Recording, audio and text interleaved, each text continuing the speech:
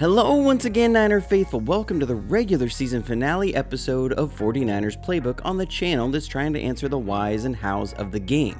Make sure to like and subscribe and hit the notifications bell to be alerted to when a video goes live. The Week 18 matchup against the LA Rams was a game to remember as we were able to claw back after going down 17-0 early in the game and punch a ticket to the playoffs. This is one of the most physical games we've played this season, and we had some outstanding performances from Eric Armstead, Nick Bosa, Deebo Samuel, and Jimmy G. I know the QB thing is a huge point of contention among fans, but Jimmy G did a really good job all game long of making the right reads and throws. Yes, we'll look at the negative plays and you'll see what I mean. Kyle also did a great job in his game plan of being ready for the punch-counterpunch against what the Rams did to take away some of the things we like to do and provide variations. This was one of the funnest games in a long time, and there's a ton to cover, so settle in and we'll jump to the film and see how the 49ers were able to beat the Rams in overtime to get to the playoffs for the second time in 3 years. You're watching Johnny Dell's Football Academy.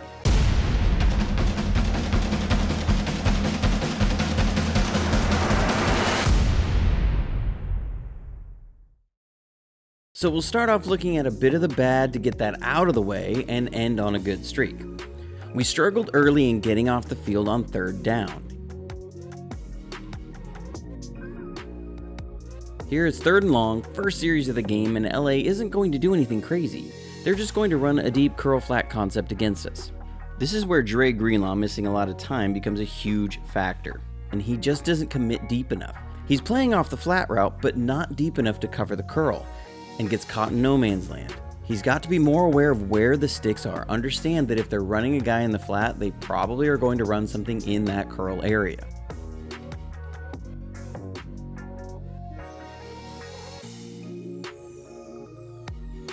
It also didn't help that we only brought a 3-man rush, and so we weren't able to get any pressure on Stafford. Next, it's third and long, and they're going to go after Dante Johnson.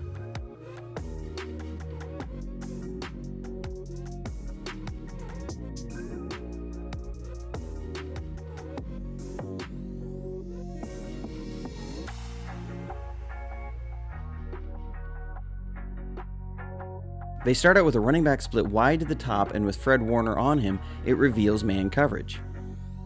We're going to show cover 2 man pre-snap, but will rotate into a cover 1 robber. They'll have Kupp on a corner route.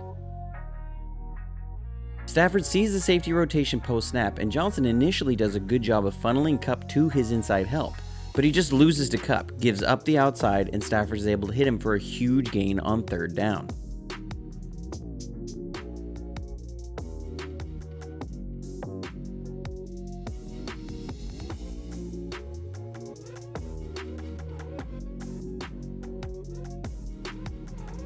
So we'll take a look at a missed opportunity on offense. First, we motion Kittle across with the defender tracking him. It gives a man coverage look. The Rams have 2 deep safeties, and we're going to run this same play that we did where Jimmy missed Juszczyk versus the Titans, the same one where we hit Juwan Jennings against the Bengals. We run a dig route with a wheel route outside. The execution is pretty good. Jimmy gives a look to the dig, and it causes both Ramsey and the safety to attack. And we get hasty on the wheel route. Not a great throw, but definitely one we can come down with. Just wish we could connect on this play.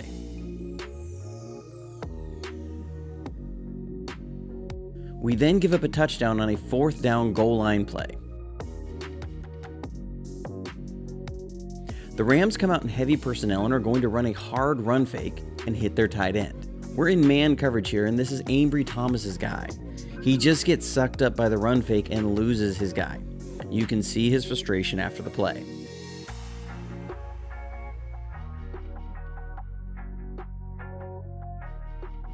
I'll touch on the fumble in a minute because I want to show a few plays in conjunction, so we'll jump around a little bit.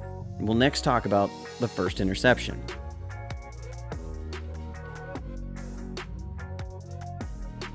We're trying to take a shot here. We're going to run a deep pin concept to take advantage of how LA was playing the Deebo runs so aggressively.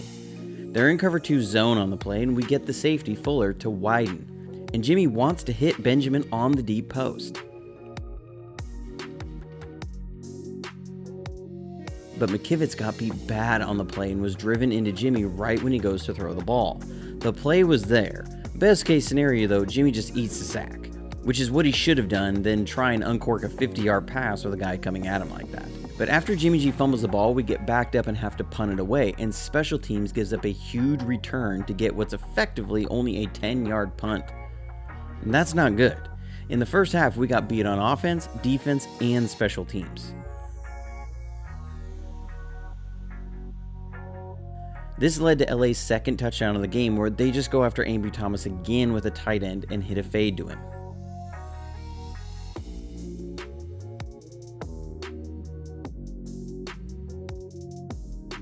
Next, we'll talk about the second interception that I think drove a lot of people mad.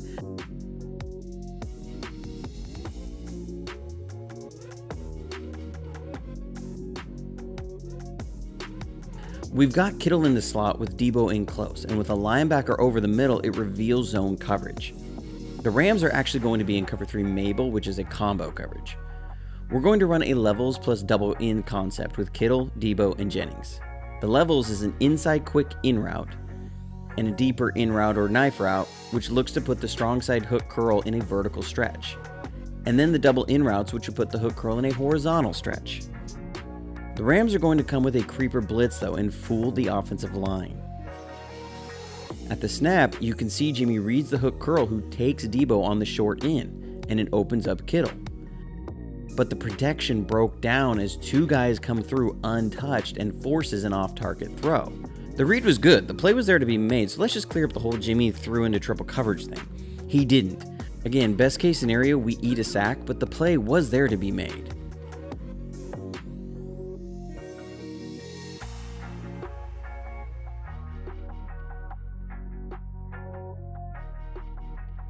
Next, we'll talk about the fumble because that'll lead into how Kyle adjusted and came with some counters going forward.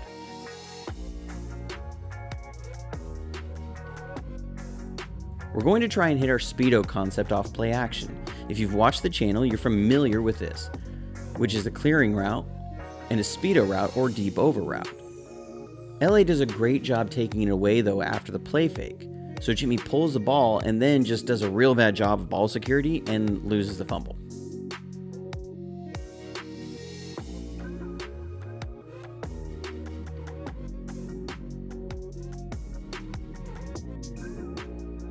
So I'll now jump to a play after halftime. Don't worry, I'll come back. I just wanted to show these two plays together. You saw LA play the speedo concept really well, so now we're going to run a variation. We'll make it look like the speedo, but break off both routes. This is what you can do when teams start overplaying your common plays. You'll see the run fake and Ayuk looking like he's going to run the clearing route, and Debo looking like he's going to run the deep over. This causes the safety to just lay off the deep route way over the top, and you'll see all the underneath guys flow to Debo expecting that deep over. But we have Ayuk break his route off along with Debo, and it gets Ayuk wide open.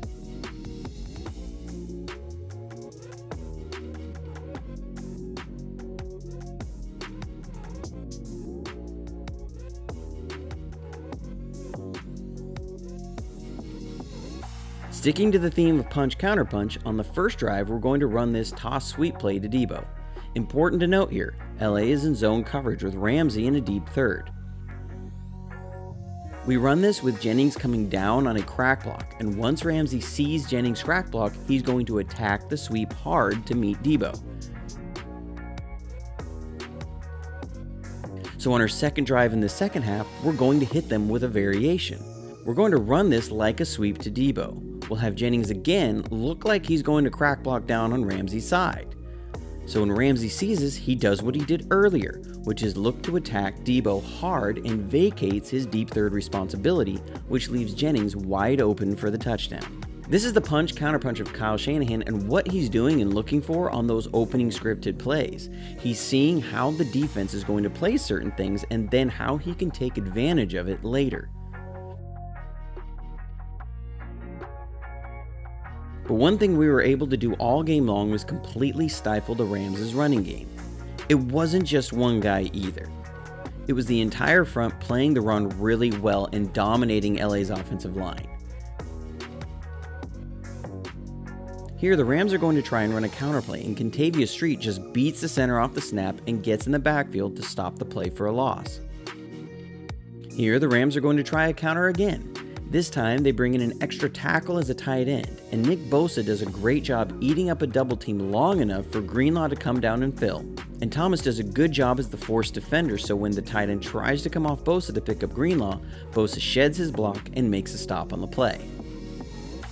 Here, they're going to try and run a split zone, and DJ Jones, my man, like I've pointed out all year, he and Armstead do a great job of eating up the double team, which allows Warner to fill, and just like the last play, when the blocker disengages to pick up the filling linebacker, Jones sheds his block and makes a stop on the play. Here, the Rams are going to try and run a wide zone. What they were thinking that they could block Nick Bosa with a wide receiver, I don't know. But Bosa eats up both guys on the edge, which leaves Tart untouched, who does a real nice job filling off the edge to make a great stop on the play. Keeping the theme on the defensive line, after the first few series, they were able to harass Matthew Stafford for the rest of the game. Here, it's third down just before the half, and they're not going to chip Nick Bosa and regret it. Nick Bosa just beats the right tackle. The hand-fighting skills he has are just insane. On top of that, Jones and Armstead bully the center, pancaking him, and Armstead is able to get pressure up the middle to meet up with Bosa at the quarterback. Just pure pass rushing awesomeness. This stop led to a couple big-time plays to help us get on the board before the half. Here, the Rams are showing cover 2 man pre-snap, and will have Ayuk on a dig route versus a press look. Jimmy's going to like this matchup. Post-snap, they're going to rotate into cover 1 robber, and Jimmy looks the robber to Kittle on a basic cross.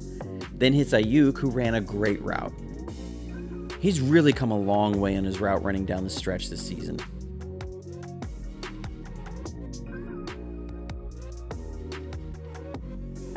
The Rams are again going to come out and cover 1 robber, and will run Debo on a basic cross and Ayuk on a dig. Jimmy sees the rotation post-snap, looks the robber off to Debo, and hits Ayuk going against the same guy, who again, Ayuk ran a great route. I said it early in the season that if Ayuk could be that guy to beat man coverage, that it would elevate the entire offense, and we've seen that down the stretch this season.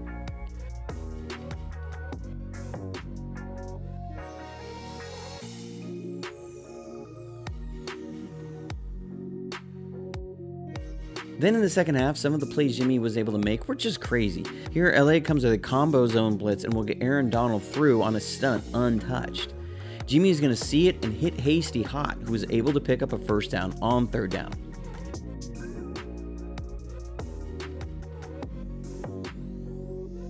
How he got this throw off with this kind of accuracy is just silly.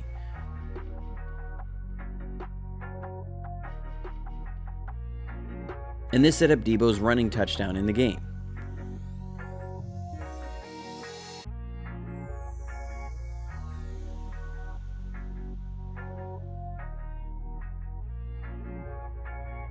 We first motion Hasty across, and this causes a shift in the safeties. This is big because it's going to leave a gap where we'll hit this run.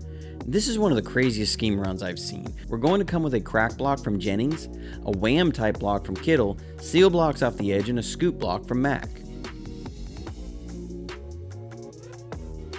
It opens up a lane for Debo, who then just does what Debo does, and that's beat people for touchdowns. Jumping back to the defense, we were able to force some bad passes from Stafford through well-timed blitzes by Ryans. Here, we're going to come with a zone blitz with a double B gap blitz. You see that if Stafford would have had time, he had a man open, but that's what you're trying to do with the blitz, force the quarterback to make a bad decision or throw with pressure. It's a well-designed blitz as we'll back out Ebukam and then bring Warner across the face of the center to draw him away. Then Ward will come in and attack the outside shoulder of the running back. These two guys set up Greenlaw as they've widened the lane and allowed Greenlaw through untouched, and it forces a bad throw by Stafford. I do want to take a moment and just point out the physicality of the game. So this is our second drive of the second half, and watch these runs, how physical we are. Debo gets it on an inside run and just punishes the defense. Then again, the Rams play this well, but they just can't stop Debo from gaining yards. Even the quarterback sneak was just a massive pileup of both teams fighting as hard as they could. Elijah Mitchell got in on it too, but first, watch this collision between Juszczyk and the linebacker. These two teams were determined to be the more physical team. But watch Mitchell carry guys and finish this run. This was one of the most physical games I've seen played in a long time. We'll get back to the defense and cover a little more ground in how they held Stafford and the Rams in the second half.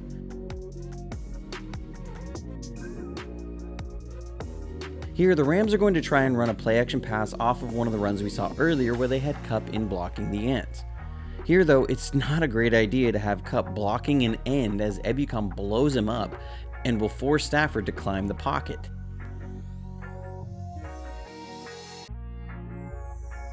They doubled Bosa, which then put Armstead in a one-on-one, which the guard tries to help on, which allows Jones to beat the tackle, split the line, and get a sack on Stafford when he's forced to step up. Then good coverage forces a takeaway.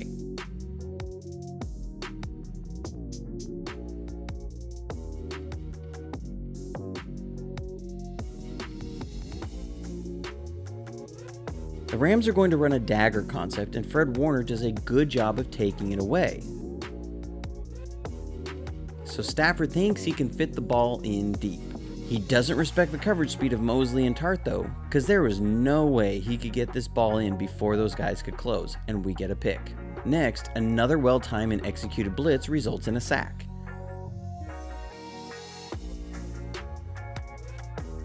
Here we're going to use the attention Nick Bosa gets. The Rams are going to chip and release on Bosa, so we'll run a little stunt with him and Warner. The slant by Bosa both occupies a hot route player, the tackle, and he gets in with the guard, which leaves Warner free off the edge.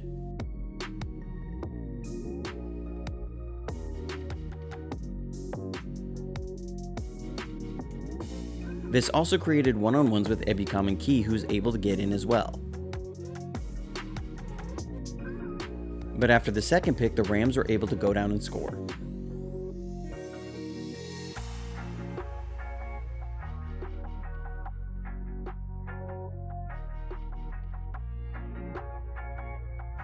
They first split a running back wide, and with Greenlaw on him, it reveals man coverage, and they'll then motion him inside and run a switching action on a bench concept. We actually do a really nice job of pattern matching man coverage, but Cooper Kupp was just too good on this play.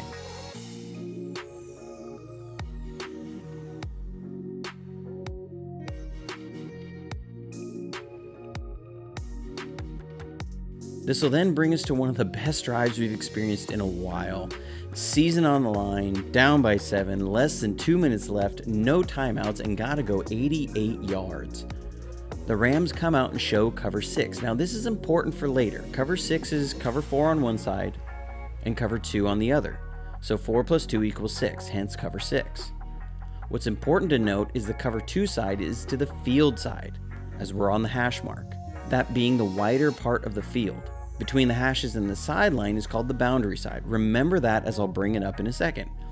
But we're going to run Kittle on a basic cross and Ayuk on a dig, which to the cover 4 side would put the mic in a vertical stretch. Good pre-snap recognition by Jimmy, who reads the mic at number 24 and then hits Ayuk with a perfect ball for a nice catch and run.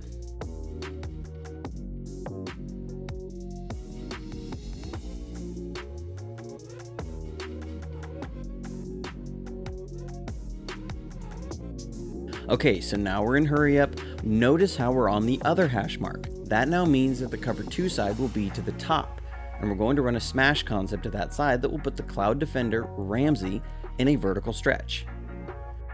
At the snap, Jimmy's going to look to Kittle in the flat, which draws up Ramsey just enough, and then he climbs the pocket and hits Debo, who makes a great run after the catch to get deep into Rams' territory.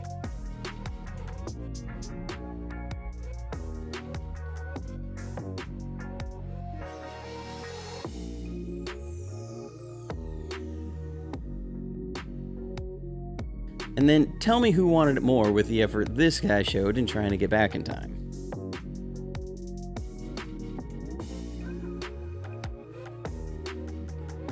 Now we're going to tie the game on a touchdown throw to Jennings.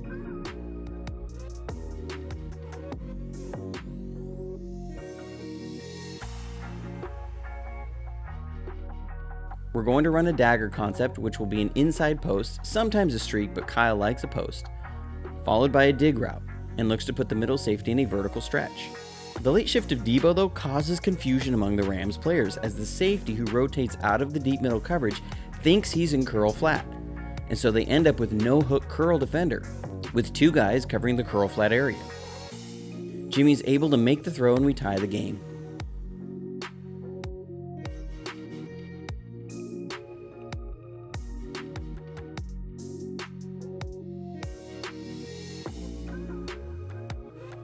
Then in overtime, with the Rams having been diced up in zone coverage and cover one man are going to play cover two man. We're going to run a bench concept here with Jennings and Kittle, which is a quick out with a deep out. Jennings runs a great route, and Jimmy is going to like the matchup as he'll have Jennings one-on-one with a two-way go that the defender has to cover. Great ball placement and tough running after the catch sets us up for a field goal to take the lead in overtime.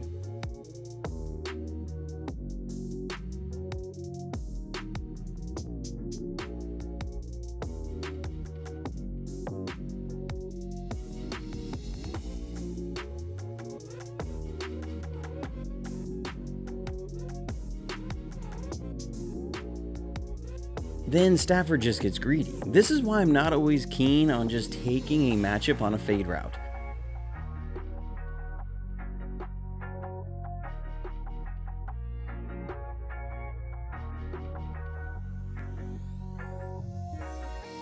We're in cover 3 zone, so Ambry Thomas is tasked with staying on top of any deep route in his third of the field.